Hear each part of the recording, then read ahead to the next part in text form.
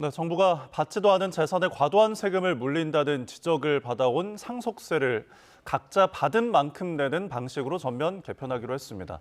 현재 상속재산 20억 원을 배우자와 자녀 2명이 상속을 하면 1억 3천만 원의 상속세금을 내던 게 유산취득세로 바뀌면 한 푼도 내지 않게 됩니다. 보도에 오인석 기자입니다. 정부는 지난 75년간 사망자의 전체 유산을 기준으로 과세하는 현행 유산세 방식이 물가와 아파트 가격 상승 등 경제 현실을 반영하지 못하고 중산층에도 큰 부담이 되고 있다며 낡은 상속세 체계를 전면 개편하기로 했습니다. 납세자가 승계한 자산에 대해서만 세금을 부담하는 유산취득세로의 개편 방안을 3월 중 발표하고 법 개정을 위한 공론화 절차를 진행하겠습니다.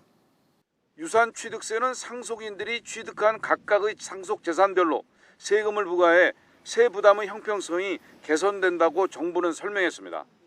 상속재산 15억 원을 자녀 3명에게 물려줄 경우 현행 유산세는 상속세 기준이 15억 원으로 자녀 1명당 8천만 원의 세금이 부과되는 반면 유산취득세는 5억 원이 상속세 기준이 돼 세금을 한 푼도 내지 않게 됩니다. 유산취득세는 기존의 기초공제와 일괄공제를 인적공제로 흡수해 자녀 1인당 기본공제 5억 원이 적용됩니다.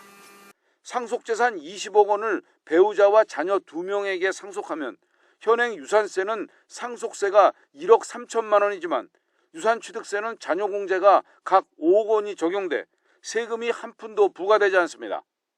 인적공제는 자녀공제에 대해서는 5억 원을 기본적으로 이제 공제를 해드리려고 그러고요. 이렇게 바꿈으로써 이제 다자녀 가구에 좀 더 많은 혜택이 돌아가고 그리고 또 각종 추가 공제가 제대로 작동이 되는 그런 효과가 있을 거라고 생각합니다. 5억 원이 적용되는 배우자 공제는 법정 상속분을 초과해도 10억 원까지 공제를 받도록 바뀝니다. 재작년 8조 5천억 원이 거쳤던 상속세를 유산취득세로 바꾸면 2조 원의 감세 효과가 있을 것으로 정부는 전망했습니다. OECD 국가 중 유산세를 시행하고 있는 국가는 우리나라를 포함해 미국과 영국, 덴마크 등 4개국에 불과합니다. 정부는 5월 중 유산취득세 법률안을 국회에 제출하고 2028년부터 시행할 예정이라고 밝혔습니다. 유산취득세 전환 시 발생할 수 있는 조세 회피를 방지하기 위해 위장 분할과 우회 상속 등에 대한 대응 방안도 마련하기로 했습니다. YTN 오인석입니다.